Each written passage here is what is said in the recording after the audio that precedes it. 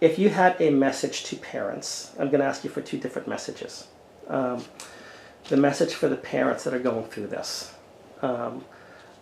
When you talked about this other thing here, I thought, as a parent, I mean, I feel like I'm like the prodigal, like the father of the prodigal son, just waiting. Mm-hmm. If I see the son or the daughter start coming back, I would run to meet them.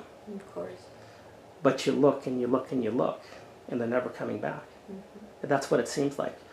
But if you had a message for the parent who is one of the severely alienated parents, what would it be? And then also the same thing, because we're talking a lot about parents. What about children? The people that are having a hard time maybe saying, have I really been alienated? Have I really been that deluded? Because there's an issue with that too. Like, how do I work through this? That I've been brainwashed into rejecting somebody like this. Mm-hmm. What would your messages be to each one of them, if you don't mind? So to the parent that's the rejected parent, I would say live the grandest life that you can live. Mm-hmm. Keep yourself as healthy and happy as you can. Mm-hmm. And continue to send the child notes of encouragement, loving messages, recognizing their birthday, maybe with no expectation of any return. In that way, not ever letting go of that heart connection, always sending the message that you're thinking about them. Mm-hmm. But going on in such a way that you live a life that they can be proud of. Mm-hmm. That you live a life that keeps you healthy, so that in the event that they return to a healthy parent. Mm-hmm. Because there is nothing greater than the therapeutic help that a healthy rejected parent can give to an alienated child. Mm-hmm. And then for the child?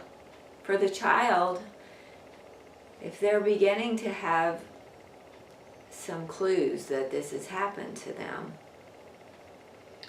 I would say don't be afraid to look at it deeply. Don't be afraid to come to understand that the parent you thought was loving you was doing so from a very selfish point of view. Mm-hmm. And actually ended up using you to gain what they needed to gain in life, probably out of fear themselves. Mm-hmm. Somehow.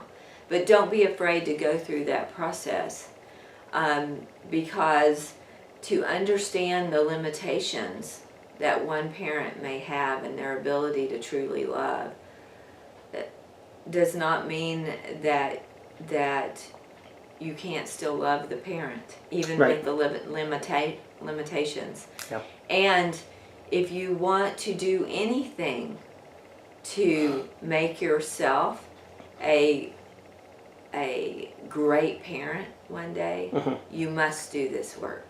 Yep. If you do not do this work, you will not be able to give of yourself in any relationship that you have in the future, and you will not be able to reach your full potential as a human being. And you're probably not going to be healthy, no matter how much you dress it up.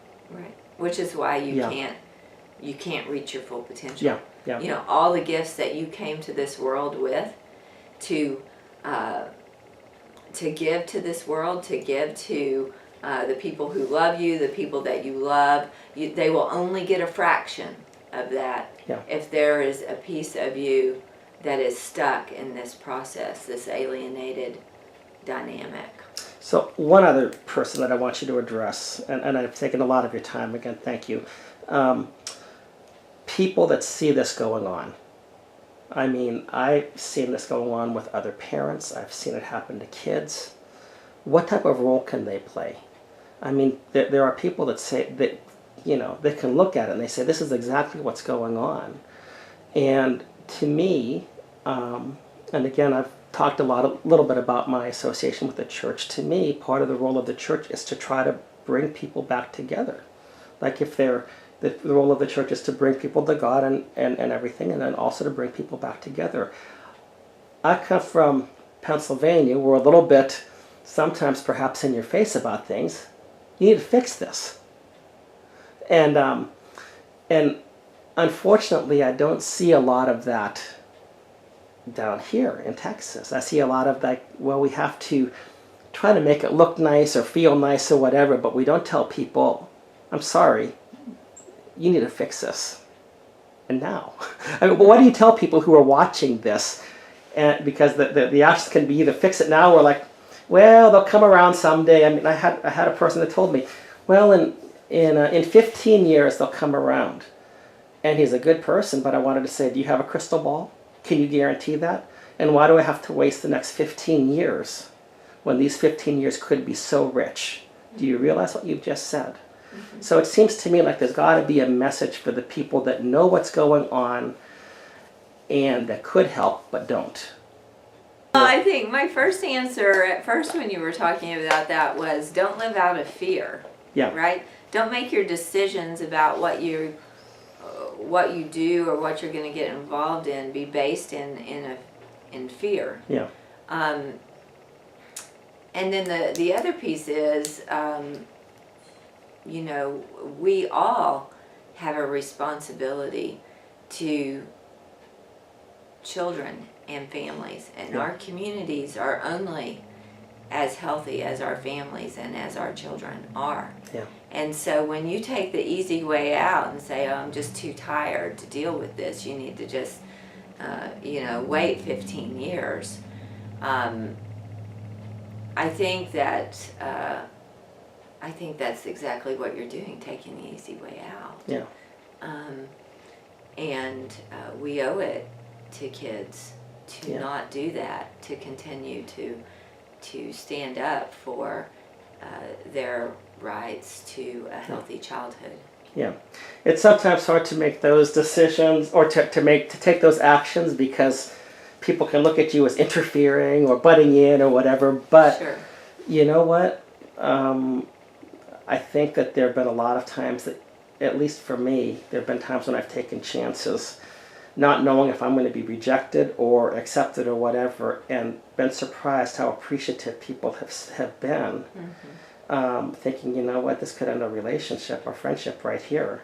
Mm-hmm. And then saying, thank you for doing this. Right. And I appreciate everything that you did today. Appreciate you giving me the time. Your seminar was great. Thank you. If you get to give some more seminars, please feel free to let me know. If I can make it down here, I will. But it was wonderful. And again, I heard nothing but positive from the attorneys. I don't think that I saw any judges there. Unfortunately, that's, I wish there would have been some down there. That's usually the case, though. Yeah. I wish there had been too. Yeah. So any other resources that you might recommend to people, or if people want to contact you, or anything? People are welcome to contact me, and I'm happy to steer them in the right direction for the resources that might be most helpful to their situation. Mm-hmm. There are a lot of websites out for parents to get information on, to really understand what's happening. Mm-hmm. Oftentimes this begins to happen, and parents are in kind of a no man's land. It's like, what is going on? This mm-hmm. this is, I don't understand. This is my child. Last year we went on a camping trip together. We love each other. How could this be happening? Yeah. And so, there are parents who are at that point and may need something very different than parents who are, have maybe had a hearing and the child's made false allegations and they've lost all contact with the child. That might be a parent who needs something a little different. Yeah. And so, I would say, please reach out if you need any guidance in which direction to go to get information that could be helpful. I'm glad you said that about the parents that are really shocked at the beginning. When this happened to me, I was, there was a sense of, what did I do? I remember talking about alienating behavior while I was still married, I remember talking to my ex-wife. I said, "Why are you alienating me from my kids?" I didn't even have any understanding of the dynamics. Yeah. I said, "Why are you alienating me from them?" Uh-huh.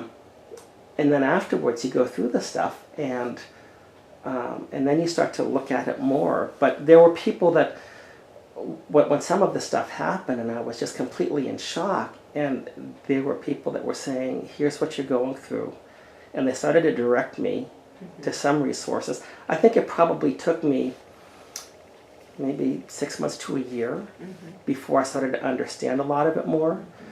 But that whole sense of shame and embarrassment, Yes. because now you feel like you're a terrible parent, and you're like, "But I didn't do this stuff." But of course, the society is, "Well, you're obviously a terrible parent," and I decided that, you know what, I'm not going to be silent.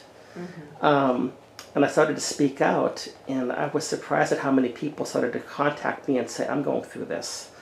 And I started to think that, by going through, breaking that barrier of shame and embarrassment, it helped other people to do the same thing. And, I spoke at a bikers association of all things. Friend and I went up there and asked us to speak. There were 14 bikers, and I mean bikers, you think, big guys and stuff like that. And I spoke about what had happened with the Children's Protective Services, my daughter, and everything else. And I had to leave then. And the lady who was there with me said these people were crying. Said 3 people came up to her and said, "We've gone through that. We've gone through that." And big burly bikers. And out of the 14 people, 3 of them came up to her and said, "We know exactly what he's talking about. We've gone through that."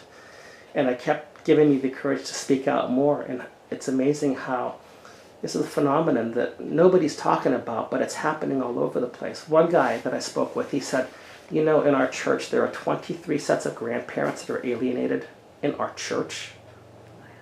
And it's like a phenomenon. It's a cancer that's spreading. And so thank you for doing what you're doing to address the issue.